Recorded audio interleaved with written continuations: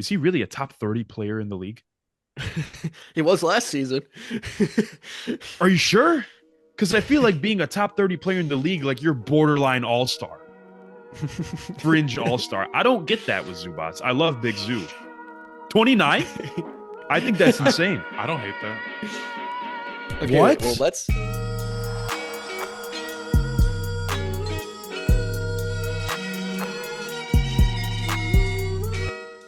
GMLB family, welcome back to another episode of Good Morning Let's Basketball. I'm your host, Mike Miles.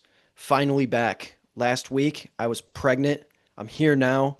We'll talk about that on the community tab later. Tune in to GMLB community tab. It gets active over there.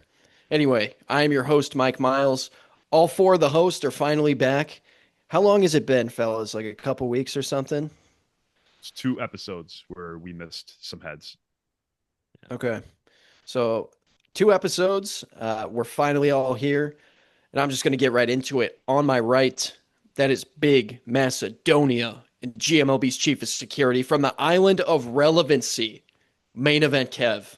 Welcome to the pod. Alongside LeBron James, I will also be taking my talents to Hennessy VSOP.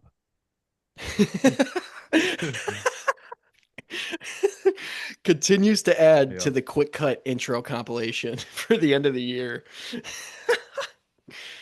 Oh man, below me, the self-proclaimed podcast equilibrium and the most viral Dunkin' barista. Daniel, welcome to the pod. Ah, we're only a couple of weeks or days out now from the start of the NBA season, and we're all locked in, ready to go. It's happening. It's finally back. And finally, words from the CEO to my right, the founder, the brains behind the whole operation. Vic, welcome to the pod. Congratulations on the kid, boy or girl. Let the audience know. To be determined, I have a gender reveal party next week. Didn't say my kid was born yet, just said I was pregnant. Again, tune into the community tab. I got something coming for y'all. But GMLB family, what an explosive intro. Welcome back to your favorite NBA podcast. Today we got a lot on the docket. We got Lonzo Ball standing out for the Cavs. We got a lot of different things going on with Lonzo Ball over in Cleveland. After that, HoopsHype dropped their top 50 NBA players for the upcoming 2025-2026 NBA season. So we'll be doing some live reactions to the HoopsHype list. We've done Bleacher Report and ESPN, I believe. Maybe it was like House of Highlights. Well, we've done two other ones so far, I think, and it has not gone well. So hopefully this one goes better than those. And then finally, Anthony Davis is fat. Who would have thought? 80 is fat, and they want him to play like Sabonis. We'll jump into some Mavericks content later in the pod. But fellas, let's just start it off. As Bulls fans, did it hurt to see Lonzo Ball leave? Be honest. No, because we saw like half of his full potential. And I'll refer to it again, the half of that 2021 NBA season where we saw him ball out. Why it didn't hurt is because he was a little bit expensive and he wasn't that available for us. Obviously, I loved having him there, but also we have guards and nothing but guards. Someone had to go, but I'm glad to see him doing well over there. Yeah, it didn't hurt me that much, honestly, just because, like Kevin said, we had a lot of guards. I think there wasn't really room for him anymore after that team abruptly ended after his injury. I felt like the um the potential for that team just died out after he got injured, and it sucks that we didn't really get to see that Bulls team fully unlocked that whole season.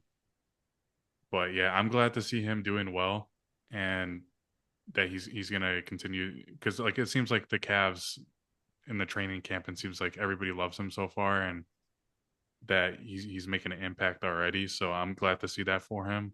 There's some interesting things that I want to talk about later, but we'll get to Daniel's opinion.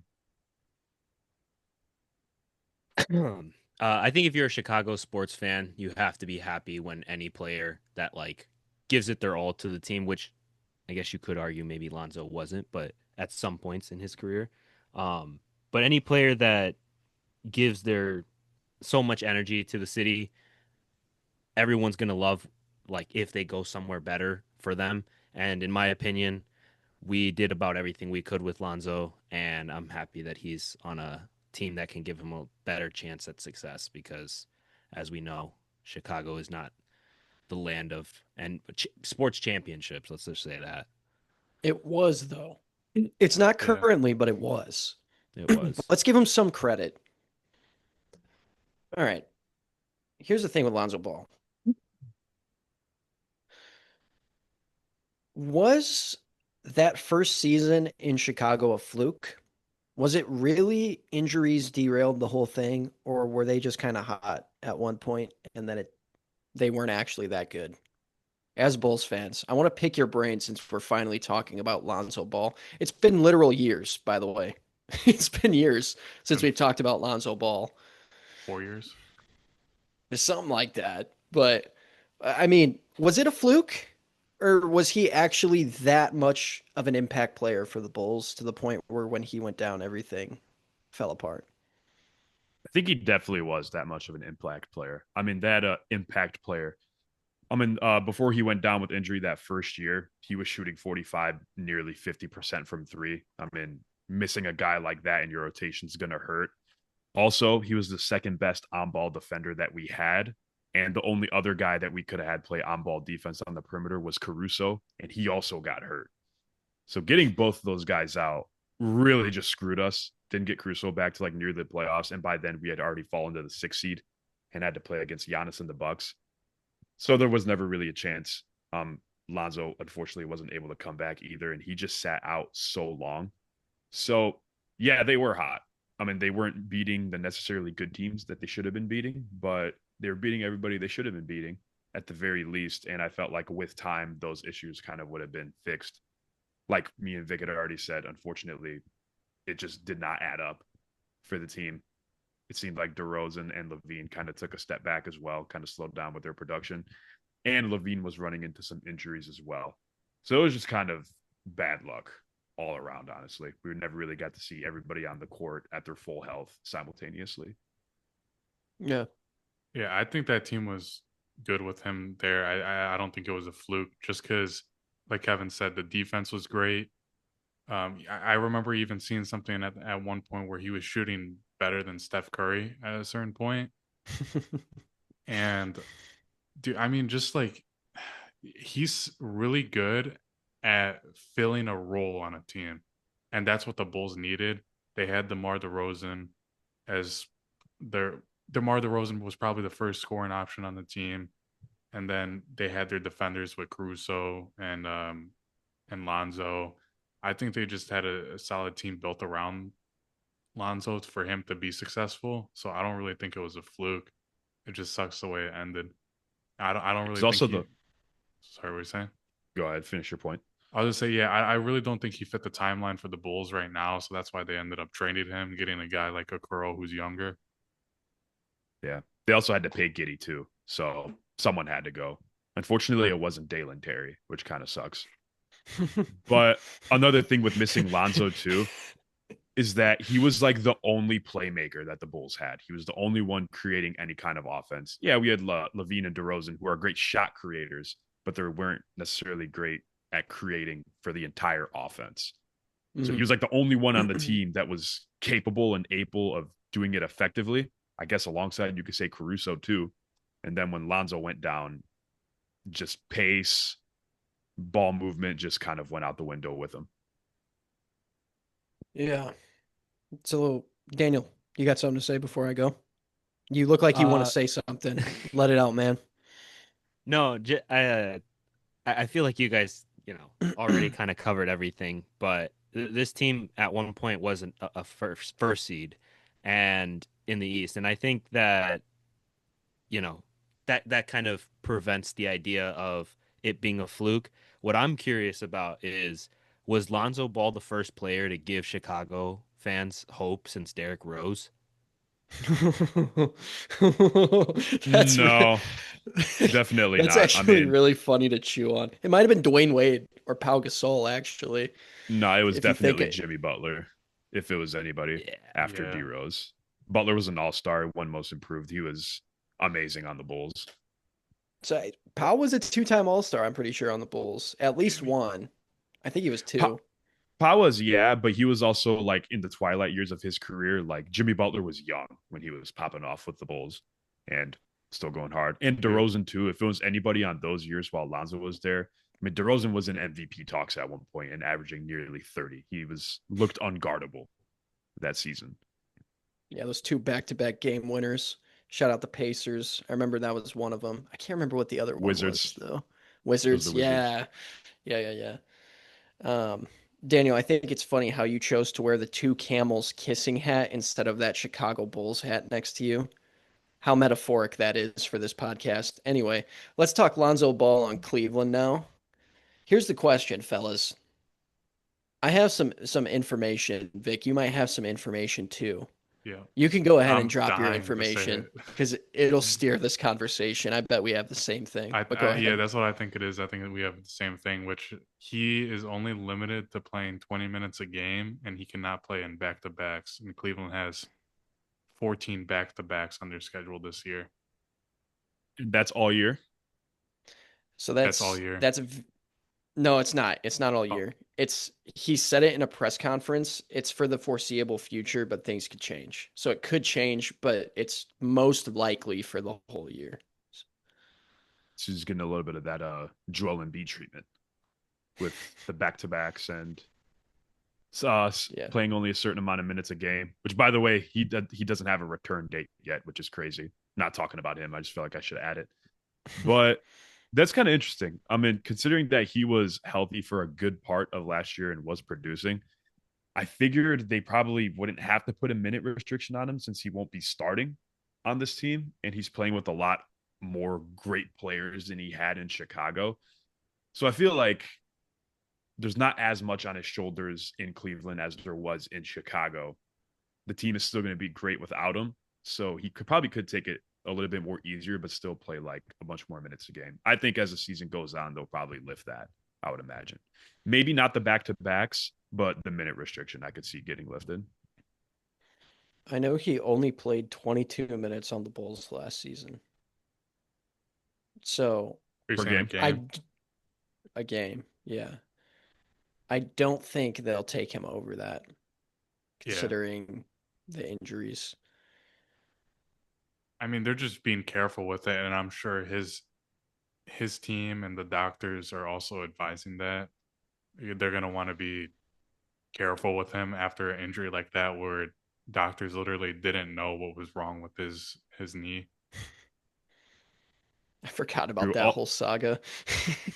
Also, last season, he only played 35 games because he had a hand injury. And that was also his first basketball that he was playing in 2 years. So I understand the minute restrictions there. So I feel like if he could piece together a couple, I guess we could say a couple weeks of, of being healthy, considering he only played 35 games last year, I could see by the All-Star break or going into the playoffs, they'll say, like, all right, ideally at this point, you've been producing and you're incredibly valuable. We're going to have to give you a little bit of overtime. Yeah. What does Lonzo Ball's ceiling look like, you think? At this current stage, what does his ceiling look like on this Cavs team? Well, he's definitely going to be leading that bench unit alongside him, DeAndre Hunter. Like if this team wins the championship, he's going to be a big contributing factor for that team. Playmaker off the bench. You have an amazing defender off the bench as well and a great shooter. I mean, usually a player off the bench, it's good if they can do one of those things, but this guy can do all of them. So I was going to say probably sixth man of the year, but that's actually, we picked DeAndre Hunter for that, his running mate. But you never know. If he plays even better than DeAndre Hunter and has that much more of an impact, this dude could be the first guy off the bench and can even win that award possibly. Who knows? That's true. It caught me off guard that oh, never mind. I thought they updated finally the player pictures since it was media day on ESPN, but he's wearing a Bulls jersey, so I jumped the gun on that. Sorry. They only uploaded a certain amount of them. It's kind of Yeah, weird. it's kind of weird. What's weirder is I'm looking at the Cavs roster and I'm seeing Killian Hayes on here. So looks like our sixth man of the year prediction will be wrong considering we didn't take Killian Hayes. But oh my, hey, Miller Kopp is on the Cleveland Cavaliers. This team might win it all. I'm not gonna lie. Didn't notice that. Wait, who was Tamar Bates was on Denver. Tamar Yeah, Bates. he Is was on on Denver. Denver. He was on Denver. Look at that, dude. That's Not all of interesting. them. A lot of them get into the league when I thought they had zero chance. Good for them. Yeah, yeah. For anyone wondering, Indiana grads. These are Indiana players. Anyway, um, looking at this team now, I'm not sure, Vic, if you want to pull up your depth chart because you usually have the more realistic depth charts than what ESPN has. But it's looking like the bench is gonna revolve around roughly Lonzo Ball, Sam Merrill, Dean Wade, Larry Nance, and potentially DeAndre Hunter if they still start Max Strus. Yeah, So it seems like yeah, Max Strus, yeah, I believe he's hurt for the beginning of the season. I just pulled it up. So yeah. it's He's hurt the right now, but when he comes back, I'm assuming that's what it'll be, right? Yeah, because when yeah, he was healthy last year, he started. unless Yeah. DeAndre Hunter absolutely thrives in a new in this role in the starting lineup. So it's likely going to be Lonzo Merrill, Dean Wade, DeAndre Hunter, and Larry Nance. That Strong is a bench. crazy bench, dude. It's a That very is crazy insane. bench.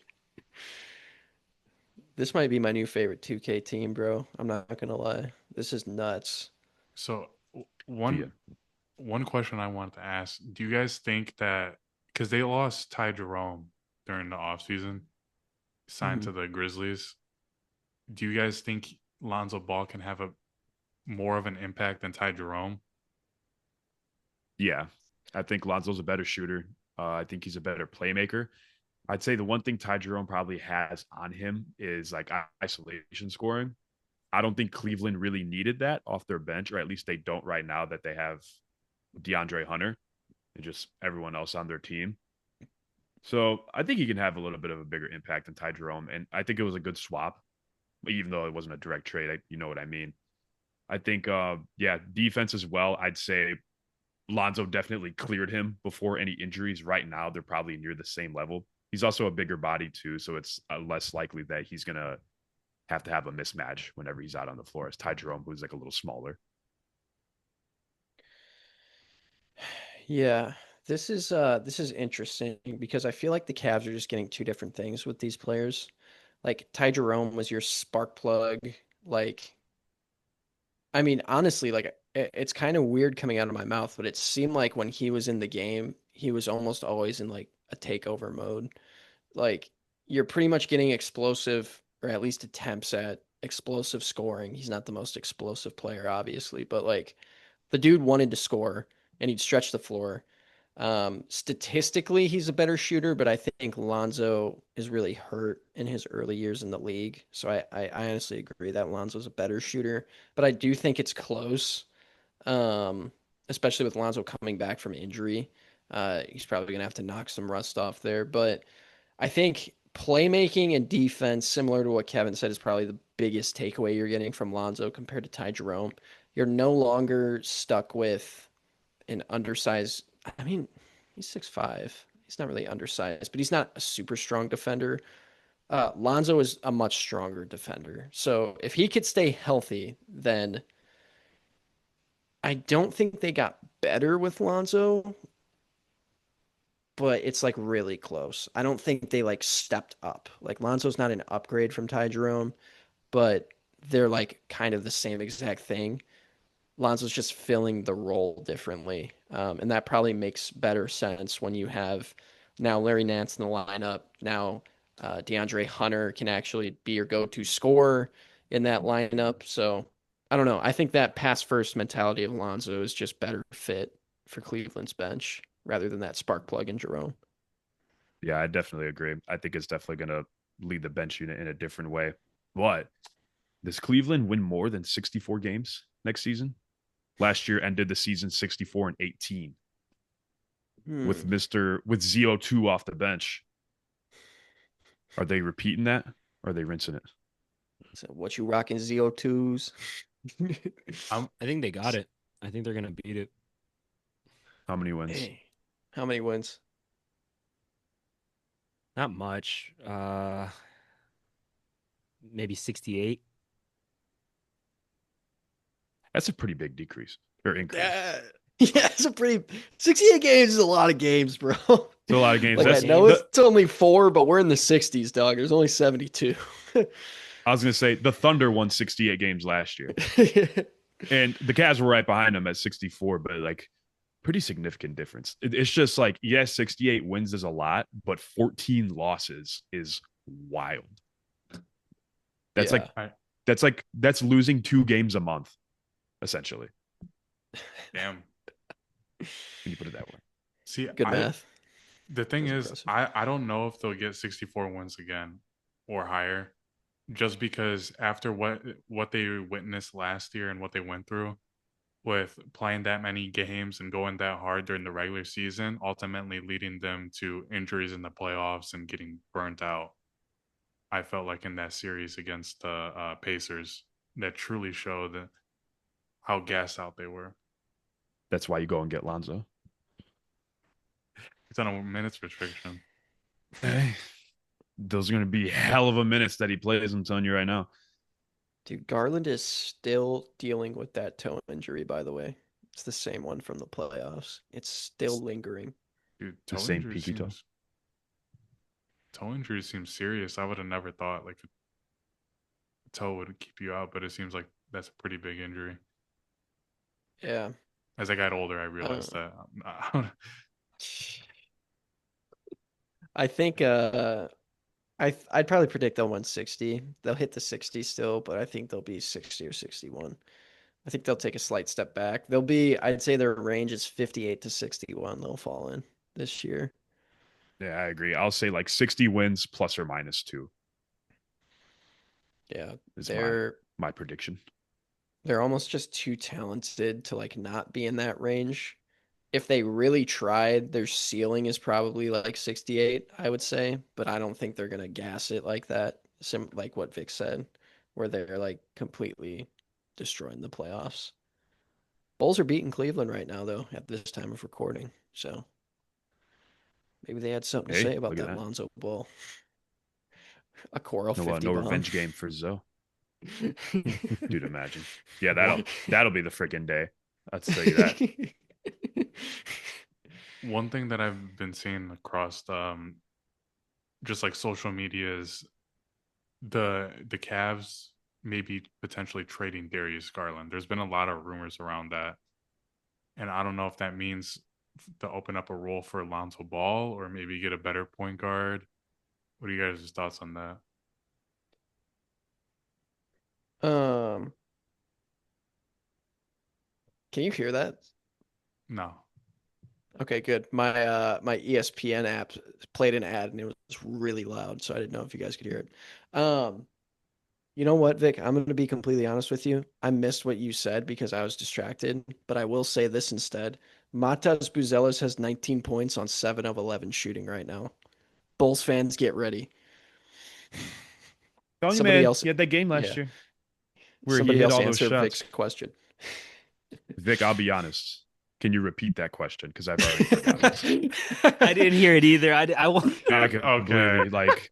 We were I not heard. allowed Listen, to. I didn't want to say anything, I but heard- I didn't hear it either. I heard your question when you said it, and I just got done talking, so I was going to let Miles go, and then he forgot, and then that made me forget. Run it back. Well, what I was saying was there's been a lot of Darius Garland rumors for the Cavs trading him. And that would open up a role for Lonzo to potentially start if they don't get a point guard in return. What are your guys' thoughts on that? Or if they get a different point guard to start and Lonzo still comes off the bench? We'll see. I haven't seen any of those rumors, but I don't doubt your knowledge. But considering they do trade Darius Garland and get whatever else in return, well, then their starting point guard is only playing 20 minutes a game. Can't have that. So then, I don't know, kind of shooting yourself in the 48 foot minutes there. in a game, that can't work. Cannot. But also, like, Garland had a great year last year. Played 75 games. He's available. 20 points, 3 rebounds, 6.5 assists. Region rat? Exactly that too.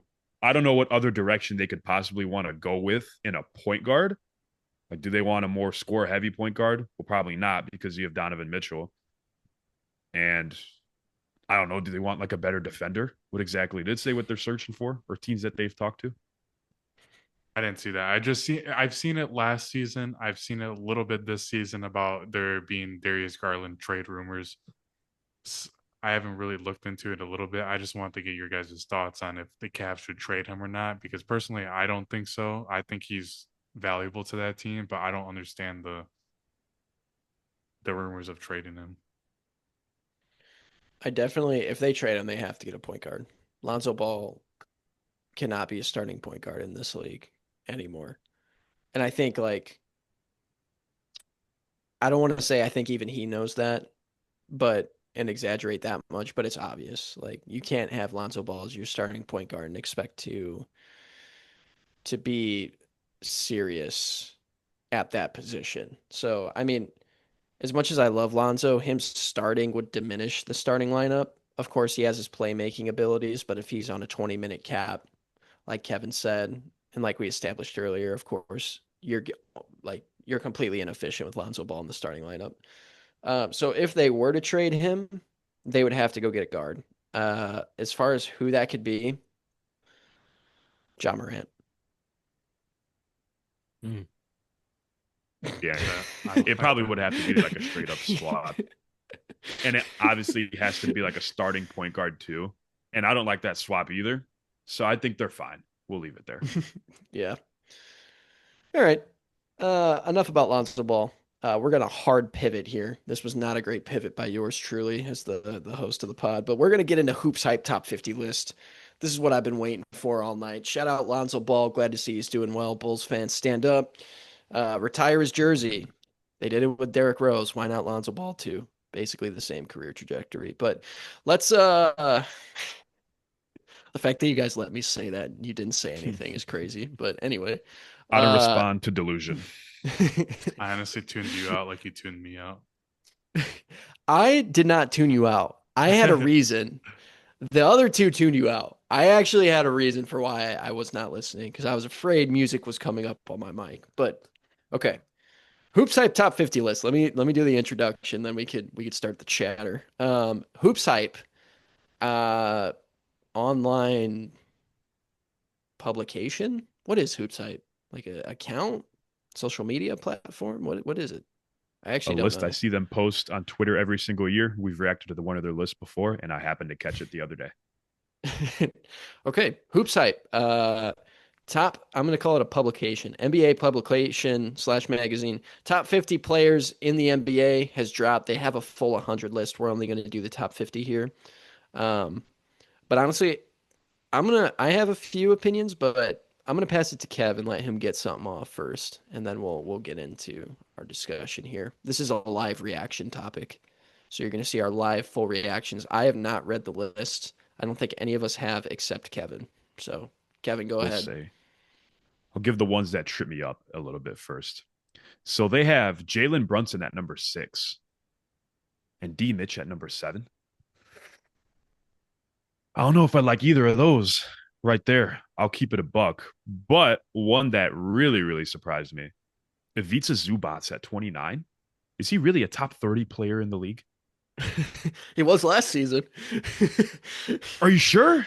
Because I feel like being a top 30 player in the league, like you're borderline all-star. Fringe all-star. I don't get that with Zubac. I love Big Zoo. 29? I think that's insane. I don't hate that. Okay, wait, well let's look at who's behind him. Okay. This is what's gonna actually matter. Maxey, Derek White, Jaren Jackson Jr., Randall, Bam, Jamal Murray, Kawhi. Yeah, he's probably a little too high. Yeah, all those guys are better. I was waiting. Not all of them. Probably all of them actually. Yeah, all of them. All of the guys I named are better. I lied. I think Amen Thompson at 45. Wow. I went right over that. That's crazy. Ahead of like Chet. Ahead of Chet, LaMelo Ball, Zion. I don't understand the freaking hype with these two twins, dude. Especially Amen. He's good. Like what we talked about last podcast, most unique player ever. It's like, bro, I see that dude every week at the Y.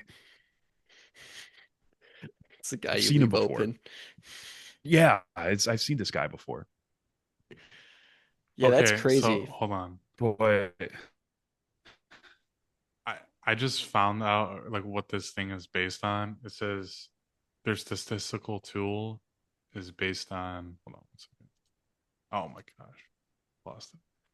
It says this rating system combines individual and team stats to rank players based on their core impact while also factoring in missed games.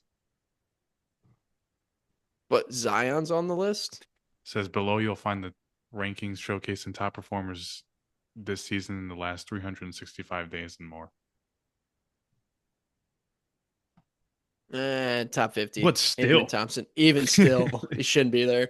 it's like still like. Whoa. I understand how they did the rankings and whatnot, but is Cade top 10 right now? They have him at 8. Well, Is now, Cade better okay. than Wemby? Now putting into perspective what Victor said, like impact on your team, factoring in how much you play and how much you contribute to winning. Cade should be like, yeah, I mean, he makes sense where he's at, honestly. He's not, But Jalen Williams ahead of Curry? No, bro. I'm sorry. I think Jalen Williams is the most overrated player in the league, like by far. The fact that he was third team All NBA last season was literally just because the Thunder won 68 games and they had to give it to another guy on that team. Like, if you get me going, I will crash out about the Jalen Williams hype. He's good, but dude, top 10 is insane. Like, I'm sorry. Top 10 in the league. We've crashed out before.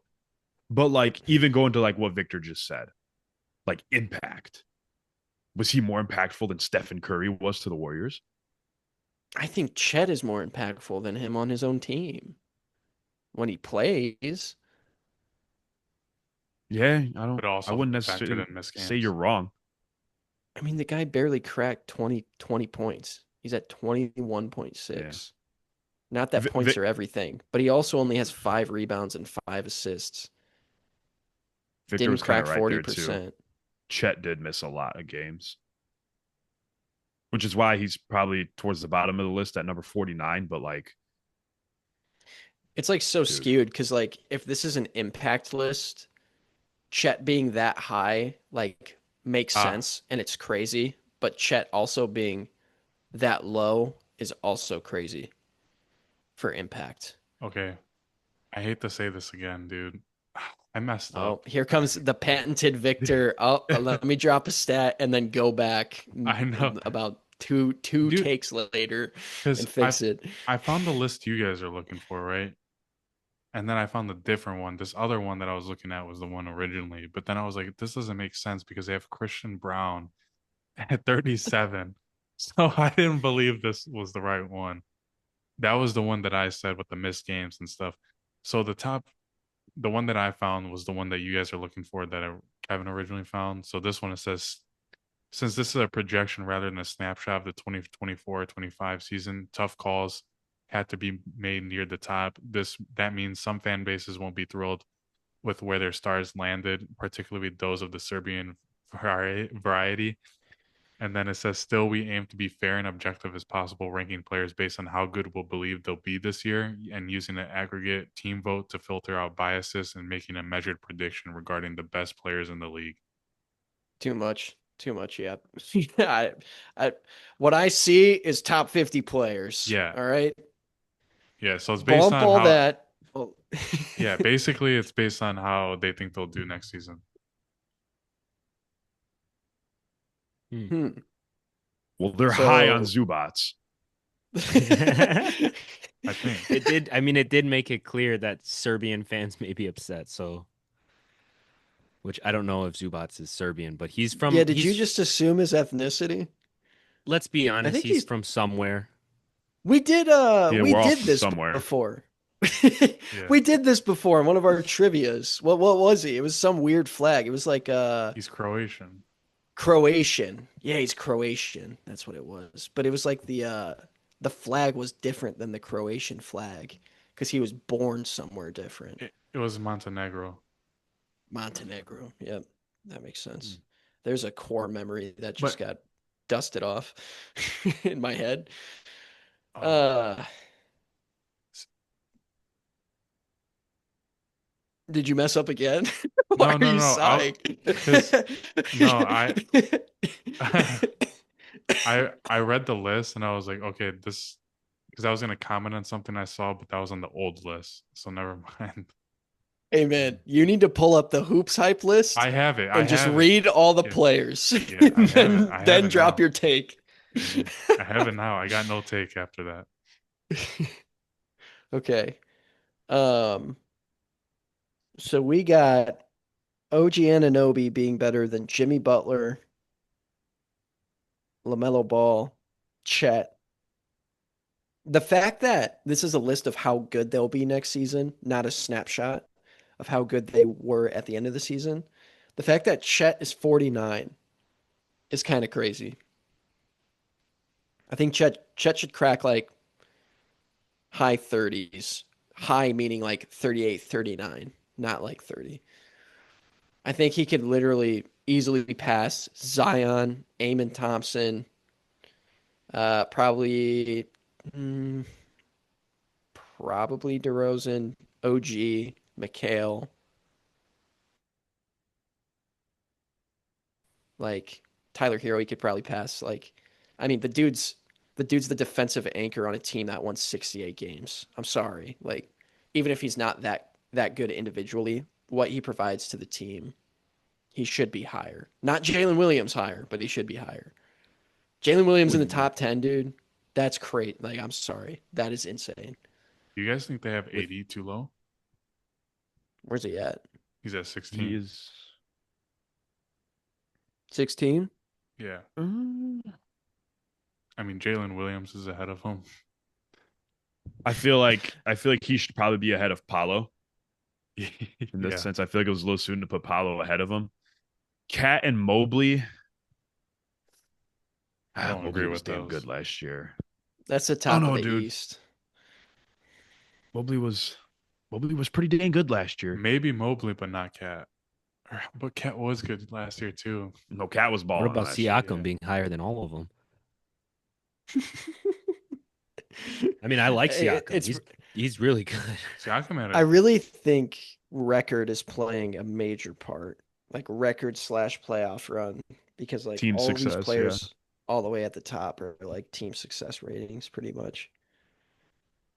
Yeah, kind of just get looped in there. But I mean, yeah. I mean, Cat and Mobley did have a great year. We talked about Cat winning MVP at some points last year, which was horrendous by us to even discuss. But I like think looking Cat and ahead, Mobley. Go ahead. Sorry. I was gonna say AD probably could realistically be top 10 this next upcoming year, like with this next season coming around. Like obviously with the injury of Kyrie, the roster that they have, he's clearly the guy. And even when Kyrie comes back, he's probably still gonna be the guy on this team. And he was balling in his debut before he got hurt. He had like 20 points in the first quarter. Dude, I saw Derek Lively, Anthony Davis, and Cooper Flag on the floor at the same time, and I was like, ain't no way. I was like, bro, what the This team might be freaking sick. heck? Dude, literally. This team might be Um, sick. at this current point in time, I think Evan Mobley and Cat above Anthony Davis makes sense at this current point in time. For next season, it really just depends. I have to see like a week of Mavs basketball before I can decide because we know that the Knicks and the Cavs are going to be at the top of the East. Even with injuries, I mean, both those teams are just so much more talented than the East. So we know that those guys are going to be up there. It really comes down to, and they're both highly impactful players on those teams. So it really comes down to, is AD going to impact the Mavs like those two impact their teams? I don't think so. I don't think so. I think we'll know for sure if and when he goes down. And we can see Yeah. how much the team's going to get worse. We can see how much worse they actually get. But what's a top 50 or any top player list if we don't talk about Mr. Hennessy himself, LeBron James, number 19? Under Jaylen Brown, by the way. I think that's fair. They did LeBron's camp did come in and say that they needed to the Lakers that they need to take it easy on LeBron this year, saying I don't think they can expect much out of him just coming into year 23. It's like I told you guys that when we made our Western Conference rankings. He's old. Could have a little bit of slowdown. Told us that the last yeah. 4 seasons. That's BS. We weren't even. This show didn't even exist 4 seasons ago. So bite your tongue. Who said it was on the show? Who said it was on the show? Didn't know you 4 years ago either. Regardless, had D Book one spot above him. Middle of the pack. I'll give that to them right there. But KD at 22. With Fred down, he's going to have to be number 1. I was going to say Trae Young is above Kevin Durant. Yeah, it's a little. But then again, like Trae Young averaged 24 and 12 last year. Only reason the Hawks had some kind of, dare I say, success or wins in the win column was because he was there. And then Phoenix was just hell on earth, literally. Sabonis is pretty high too this year at 24 going into next season. Yeah, he's. I'm wondering about the top 5. No one really stands out to me except for, and I'm just tripping, but Anthony Edwards at number 5. Do you guys agree? He's one of the 5 best players in the NBA. Daniel, if I do recall, based on our previous bingo card episode, you do have Anthony Edwards winning MVP this season, by the way. So I hope you asked that question intending for us to put him higher and not lower. I mean, he's doing that the bingo because you got him. Yeah, no, I mean, for sure. Like the bingo cards, I think are things that silly things kind of. I don't know if he's gonna win. It's probably gonna be Jokic, is what I'm getting at. Like, I don't think Anthony Edwards is 100% going to win MVP. I think there's a slight chance. And if there's a slight chance, then maybe we'll hit our mark on the bingo card. But I don't know. I guess, yeah, when I have the list right in front of me of like the top 5 best players in the NBA, I don't know if Anthony Edwards is number 5. Luka makes sense. Giannis, obviously, Jokic and Shea. I don't know if Anthony Edwards. The only reason Ant's there is 1, because Tatum's injured, and 2, for the record, I do have Anthony Edwards winning MVP this season. So I'm totally fine with him at 5. You changed your prediction after we made that episode? I thought I predicted him to win. No, remember you had, does anybody have anybody else besides Jokic? And Kevin was the only one. Yeah, okay, yeah. Well, Jokic is a given. This is like, if Jokic doesn't win, it's Ant. Sorry, I should have implied that better. Like, Jokic is the pick every single year, no matter what. But if he doesn't win it, it's who will win it after him. I have Ant this year. So technically, I have Anthony Edwards, because that's who I picked in the episode if Jokic wouldn't have won. Yeah. Well, if Ant's not at 5, then who should swap? Wemby. Putting Jalen Brunson at number 5? Jalen Williams, the way this trajectory is going. Have Wemby jump 4 spots. Can't do math. I mean, if this list is about, we might as well put Derek White there. I could see Wemby jumping a few spaces, but I don't think I would see him as high as 5. But I don't know. I should have a pick for who would replace Anthony Edwards. Should. I mean, Miles is right. If Tatum wasn't hurt, he'd probably be there. Oh I yeah, think so, for at sure. least. Yeah, I think that's a spot. Um, I think I Ant is mean, honestly totally cool at number 5. Like I don't think any of the players below him are better The only one I at would this current switch, state. the only one I would consider switching is Wemby, but that's it. But I think Ant is probably at 5 comfortably. Wemby is probably individually talented, yes, but going into next season, I think the Wolves are going to be more successful.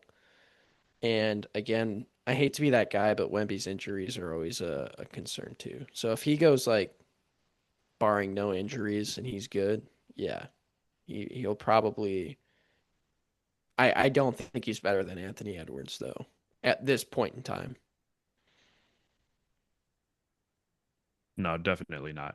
I mean, you might even be able to interchange Anthony Edwards within that top five, depending on who you ask. But I think you could probably flip him with Luca. That's really it. I Mhm. don't think you could make him third, but you could flip him at 4 and 5. To be honest, I Yeah. mean he's what been in the conference finals the past 2 years. Like the guy can get there. Now he just needs to get to the next step. He also did lose to Luca in the conference finals though. Yeah, but Luca didn't have Rudy Gobert.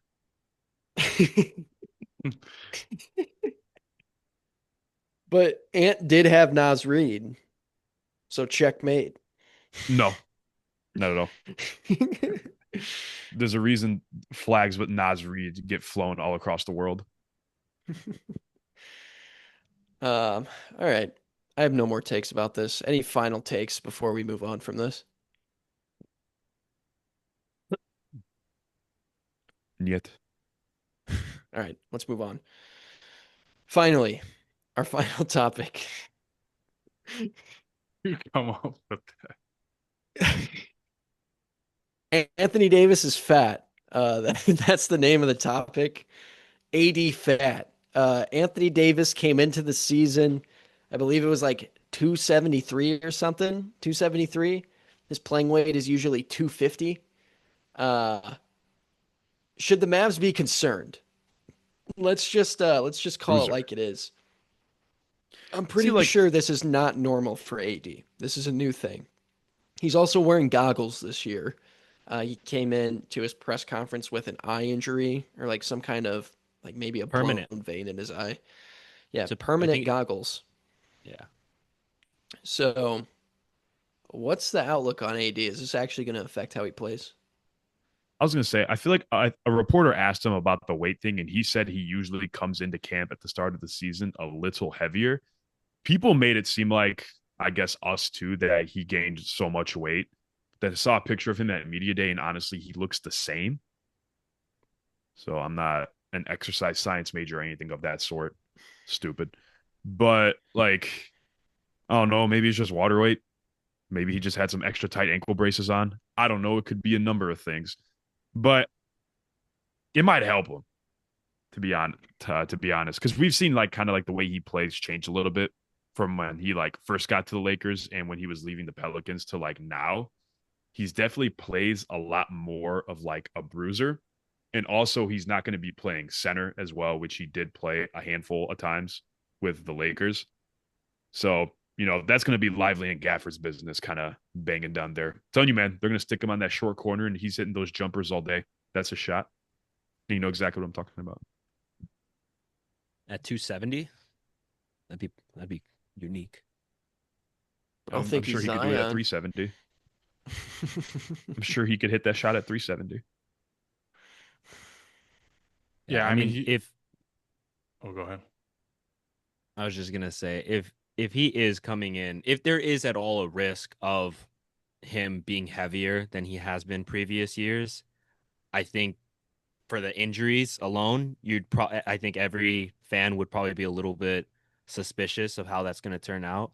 Um, but like Kevin said, he has sort of developed into a little bit of a bruiser, I guess, in past years.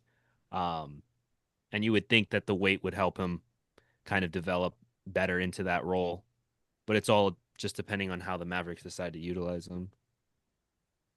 I think I kind of agree with because I was gonna say that quote that Kevin said where he loses the weight as the season goes on. I think that's pretty accurate. I think people are just making a big deal out of this right now just because of the Luka trade, because people still are talking about that because how crazy it was, and people just want to find another reason to hate on Nico Harrison, and I think this is something that fuels that fire a little bit. So I mean, I think he's gonna be fine once the season starts. So you guys are telling me we meet on Sunday. We put together everything we're going to talk about.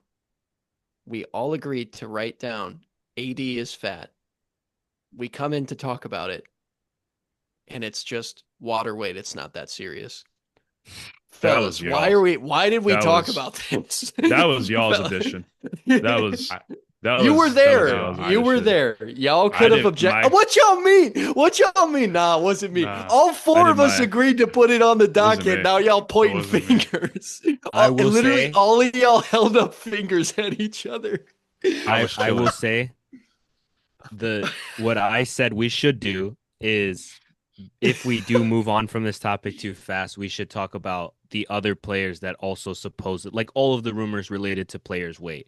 Wemby apparently is turning into shades of Shaq and KD, and Zion is skinny now, which we are probably 2 weeks late on. But these things apparently mattered now. So yeah, but what do you mean? Apparently, we're the ones that picked the topic. We're not talking about it because they matter. We picked the topics. Okay. Minor crash out is over. I'm just giving y'all some stuff. I just thought it was crazy. We went around the whole panel and the census was, yeah, it's water weight. It's not that serious. I wanted us to vote That was on not which what I was expecting. Do you think it's serious? I mean, it was concerning. Well, no one's ever talked about him being fat coming into training camp. This is the first time anyone's ever seen it. Well, dude, he's in Dallas. They just traded away their boy. It's for me, I mean, I'm kind of with Daniel. Like, if he's actually fat, like he's gonna get hurt. I don't really care if he's gonna play into the weight or not. I think it's a bad look. I think coming in, no matter if you apparently do it all the time, I think if you come into the camp fat, it means you're undisciplined in your off season. How serious are you actually taking this upcoming season if you come into training camp fat? I think that's just a basic rule of thumb. I don't care how good you are, you should not come into training camp fat. Because I what's think the point of playing into the weight when you have an entire season of basketball? It just means you were lazy in the off season. That's all that means. Oh, I'm going to play Right. into the weight. It means you can And maintain your weight. And I think that's a valid point if he came in fat, but he looks exactly the same. So I was just looking at pictures. I was like, I don't know what people are talking about here. Maybe because he cut his hair or something. He just looks bigger. I don't know. Where did I the think he looks 270 exactly. come from? Where did like the 20 pounds overweight 270 come from? Probably from his actual weigh-in because they got to weigh in. Yeah. So he like, even if he looks the same, he was actually fat. Not fat, just overweight. Fat's a Yeah. strong word. He's just overweight. I mean, I think you're onto something. Even just I don't think we were gonna make this tie to it, but like, you know, what I had seen from the surgery is that it's not that it was botched, but it caused him to now permanently need goggles every time he touches the court, which like may not. Dog, What? why are you talking about goggles? We're Well, talking about because I'm 80's saying weight. like I know, but I'm saying like I think you could make a connection between the two and say that like maybe this offseason was hard for AD. Maybe he's not going Okay. into this upcoming season with the same motivation that he was previously, especially with an injury like this, because I would think, getting I don't know, I was kind of shocked. If a doctor told me you're always going to have to play with goggles now, I mean, I'm not an NBA player, but that would be concerning to me. You know what I mean? And I think there is something to be said that maybe he's not going into this season with the same level of intent that he was previously. And that right there is the exact issue. What you just said. He's not going into the season with the same intent as he did previously. And that's going to destroy this roster if he doesn't do that. And see, this is a crash course on how to make a topic out of nothing because I've just yapped my way into making a point. Thank you, Daniel. AD is unmotivated, and that's why he came in 20 pounds overweight. That's it. Mavs are cooked. We have them finishing number 4. Drop them to 7. Bugging. Absolute bugging. He'll be all right. All right. The assistant coach on the Mavericks, Triano, was the one who built the Sacramento offense and allowed Sabonis to make plays from the high post and the elbows. So they're trying to have AD playing a similar role as Sabonis. And they think that's going to be pivotal to their success this season. And he's going to be mainly running the offense and still anchoring the defense. So what do you guys think about that? And I was telling you, stick him in that short corner in the mid-range and let him eat. The only reason why I wouldn't see that working is because Sabonis was the big guy, obviously, on Sacramento. He was the center. I don't know how confident I am that they're going to be able to replicate that with a traditional big also on the floor and in the offense, especially one that's as much as a lob threat as Lively and Gafford are. So, I mean, good in theory. He could probably even do it better than Sabonis, but I'm not sure how good it will fit with the rest of the talent that they have in the starting lineup and size as well. I'm just not really convinced AD can actually throw the lob to the short corner roller. They're going to be doing like a lot of dribble handoffs as well. Yeah. I mean, AD played point guard in high school AD. Before he. No, but who's the other guy that's not AD? I think it's I remember seeing it was a mix of like I think it was D'Lo, Cooper Flag, and I can't remember who else. Okay. If that's who he's given the dribble handoff to, it's probably not going to be a great outcome. Hypothetically, that would be Kyrie Irving if he wasn't hurt, which I think would work a lot better. But my thing is, you put AD in the top at the free throw line, right? And he's going to do high post action. I'm not really convinced. Like I said, he could throw the backdoor lob to Lively, who will likely be in the short corner. That's, again, we've seen that with Jokic and Aaron Gordon, Sabonis and Keegan Murray. It's kind of the same thing. The other part is, now Clay's a great shooter. I have no worries about Clay. I'm worried about Cooper Flag, though, because Cooper Flag hypothetically can shoot, but he's not a knockdown shooter. So if you spread him to like the corner or the high arc, I feel like he will not be as threatening as like a PJ Washington would be or a Najee Marshall would be. Now, we haven't seen Cooper Flag play, but I just have a feeling he's going to need time to adjust to the NBA range. He's also a rookie. So I think that's going to hinder him playing in the high post like that with all this action going on. He really only has one shooter in Klay Thompson, and he's handing the ball off to D'Angelo Russell. So I guess, like, yeah, it could work, only because I can't think of anything better for them. I just don't know if they should start D'Lo at the starting point guard, man. Max Christie was really good for them last year starting off. But then again, I guess who do you want leading the bench, which ideally is obviously very important. But I don't know. I would trust him in that role, definitely, doing the handoffs and whatnot. He showed to be a very solid playmaker for Dallas last year. But like I said, kind of what I said earlier, I know it kind of contradicts. I mean, if they did want to look another way, I guess having AD play the bruiser role since he is heavier that people are reporting. But then again, like they already have a traditional big down there. 2 of them, actually. obviously one off the bench. Those guys aren't stretching the floor. They don't want to stretch the floor. They can't. They're kind of incapable of it. They're going to be needed down there. So I'll be interested to see what Mr. Kidd cooks up with this offense. Because they have weapons. They have a lot of them. Yeah. Great weapons. Definitely. But I don't know. Yeah. AD's a good passer, but I don't think he's 10 assists per game passer like the other two. I definitely don't think they're expecting that out of him, but he did play point guard in high school before his growth spurt. So he might be a sick passer. Imagine it just translates. I'm telling you. I don't even know how you knew that off the top of your head. Oh, 'cause I've seen the picture. I see it at least once a year where it's like AD junior year of high school, AD senior year of high school, and he was 8 inches taller.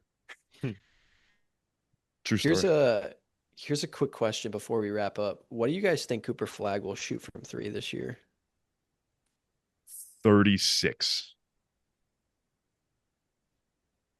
I was going to say 37.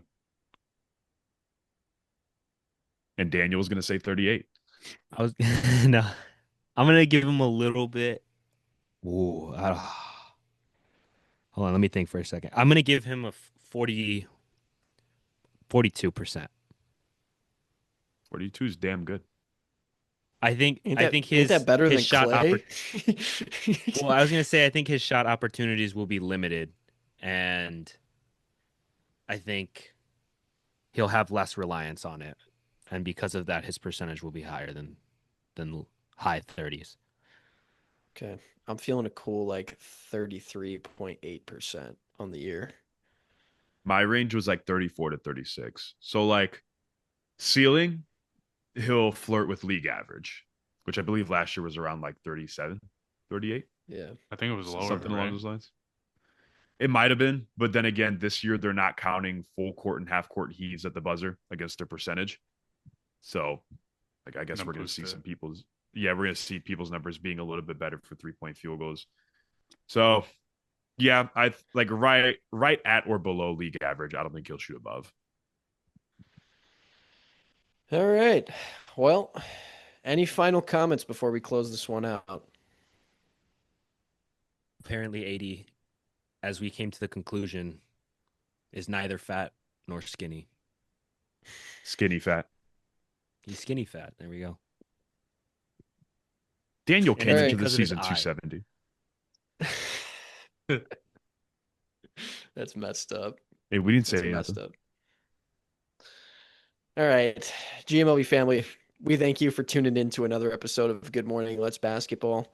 We thank you all for being here. If you like our short form content, we are on Instagram, Spotify, TikTok, and YouTube Shorts. If you want to watch the full podcast, we are on YouTube, Spotify, and Apple Podcasts.